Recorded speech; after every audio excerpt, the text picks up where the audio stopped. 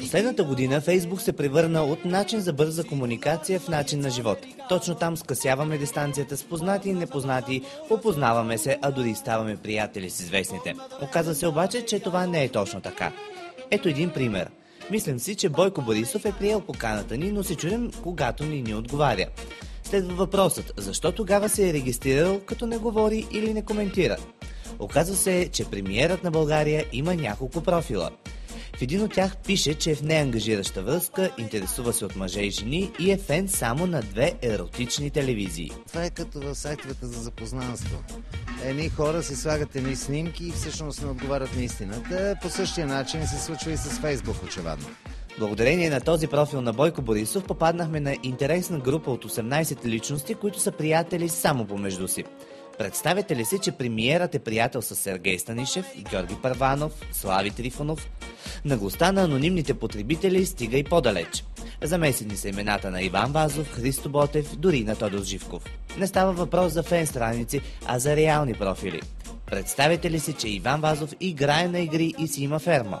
За някои човека са се оплаквали от това, че има фалшиви профили.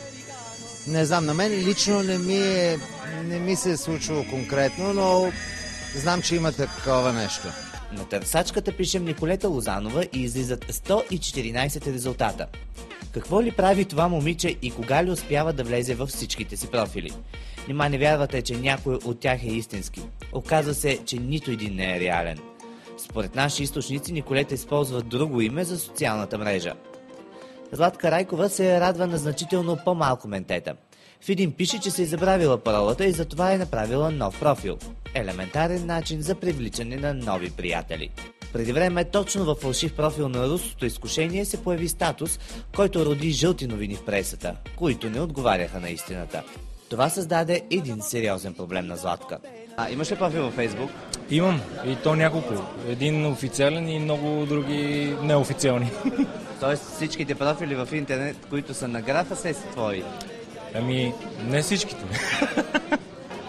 Мисля, че имам един фалшив профил, който е...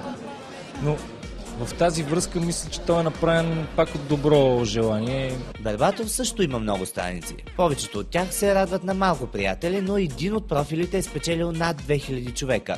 Алисия има 3 профила, но нито един не е реален. Певицата сподели пред ProBG, че все още не използва услугите на социалната мрежа, така че всичките са фалшиви.